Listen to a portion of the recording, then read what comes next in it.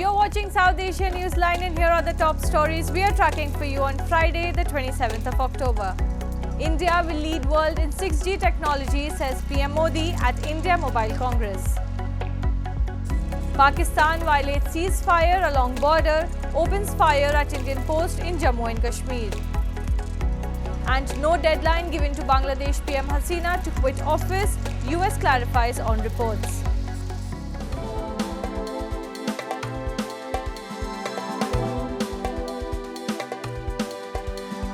And now for all the details, Prime Minister Narendra Modi on Friday said that India will soon lead the world in 6G technology as he inaugurated 100 5G labs across the country at the 7th edition of the India Mobile Congress in New Delhi.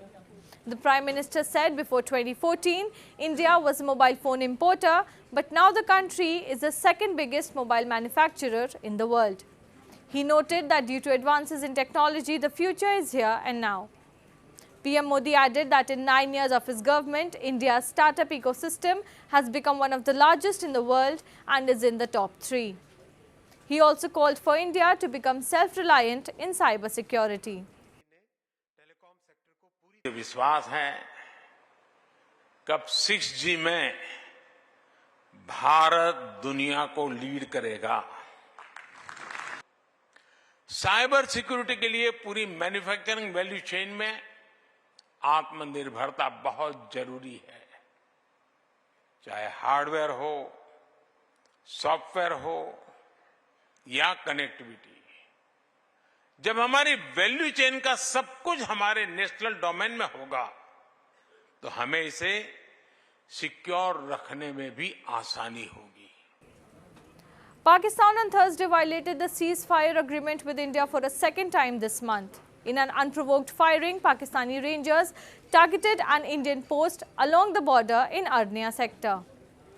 Local villages also suffered damage from mortar shelling from Pakistani forces. A BSF personnel was injured in India's Jammu and Kashmir territory after Pakistan Rangers fired without provocation at an Indian post along the international border in Arnia sector of Jammu and Kashmir. The firing from Pakistan began at around 8 p.m., which was retaliated befittingly by BSF troops, the paramilitary force said in a statement. This incident follows a similar action last week when 2 BSF personnel sustained injuries due to unprovoked firing by the Rangers in the Arnia sector on October 17th. The repeated incidents in a span of 10 days have also resulted in panic among the locals. रात को जो firing हुई है ये बड़ा एक दर्दनाक हादसा है। लोगों के दिलों में एक दहशत बैठ गई है। पब्लिक जो है काफ़ी पहले फायरिंग होती थी लेकिन उसको लोग भूल गए थे कि फायरिंग अब शायद नहीं होगी, लेकिन अचानक रात को पाकिस्तान की ओर से जो है फायरिंग स्टार्ट हुई। हमारा जो एरिया पड़ता है अर्निया सेक्टर, वहाँ से जो फायरिंग होती हमारे एरिया के अंदर आई। Meanwhile, in a separate incident, security forces foiled a major infiltration bid along the de facto border as they eliminated 5 terrorists of Pakistan-based Lashkar-e-Taiba in Kupwara district of Jammu and Kashmir on Thursday. Defense experts believe the unprovoked border firing is being done by Pakistan to aid a similar infiltration bid before the winters. कई बार इस प्रकार की firing करके वो ध्यान भटकाने की कोशिश करते हैं, सेना को या बीएसएफ को दबाने की कोशिश करते हैं ताकि उसकी आड़ में इन्फिल्ट्रेशन हो सके। तो ये भी एक उनकी चाल हो सकती है कि इस तरह से लगातार फायरिंग कर रहे हैं, क्योंकि अब सर्दियों से पहले जितनी ज़्यादा से ज़्यादा इन्फिल्ट्रेशन हो जाएगी वही पाकिस्तान की इच्छा है, क्योंकि एक बार बर्फ़ पड़ गई पासेस में तो बड़ा मुश्किल हो जाएगा। इसीलिए हर जगह से कोशिश कर रहे हैं कि ज़्यादा से ज़्यादा इन्फिल्ट्रेशन हो। Moving on, a Pakistani High Court has admitted a plea from former Prime Minister and PMLN Supremo Nawaz Sharif against his conviction in 2 corruption cases, his lawyer informed on Thursday. Sharif, a 3-time premier, had returned home from a self-imposed exile last week after being granted permission to travel to London in 2019 to receive medical treatment while serving a 14-year prison sentence for corruption. His conviction had made him ineligible to contest or hold any public office. However, his party says if PMLN returns to power, Sharif will become the Prime Minister for a 4th time. Moving on, the Taliban has finally released prominent education activist Matiullah Wessa. His organization informed on Thursday after his 7-month detention sparked condemnation from the United Nations and rights groups. The Taliban, however, did not officially cite reasons for his detention. Wessa from the southern province of Kandahar has for years advocated for girls' education, particularly in conservative rural areas, including during the tenure of the previous Western-backed foreign government, when he said many girls living in the countryside were not reached by education services. The Taliban administration has barred most girls from high school and women from universities since taking over the country in 2021. The United States on Thursday rejected media reports claiming of giving a deadline for resignation to Bangladesh Prime Minister Sheikh Hasina and added that Washington does not take sides on internal political matters of any country. A media report had claimed that a message was conveyed to Bangladeshi officials by US Deputy Assistant Secretary Afreen Akhtar that PM Hasina should relinquish power ahead of the general election.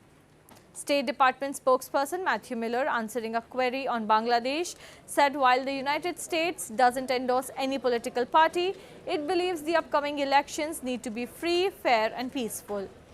PM Hasina's administration has been under fire from Western governments over the past few months over the crackdown on any form of dissent. And in a friendly gesture, the Indian government handed over 20 cricket bats and shoes to the Nepal national cricket team on Thursday, which is expected to boost their performance and training.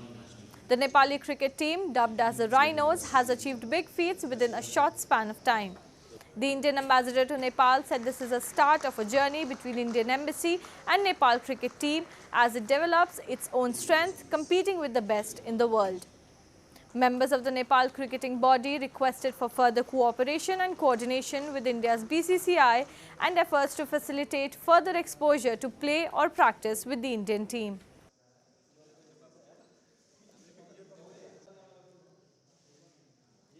I don't have to mention much about what BCCI means to world cricket, and Nepal and India being so close together as neighbors, we believe together, with the help of the embassy, we hope to get involved with the BCCI and of course with the Indian government to help Nepal cricket. Why? Because since we played India at the Asia Cup and then at the Asian Games, our cricket has taken another turn where a female street dog from India's Varanasi named Jaya is all set to embark on a journey to the Netherlands with her new owner. Merel Bontenbel from Amsterdam, during a visit to Varanasi, found herself drawn to the stray dog. Recounting the fateful encounter, she said she was captivated by the dog's sweetness and charm and finally decided to adopt her and offer the homeless canine companionship.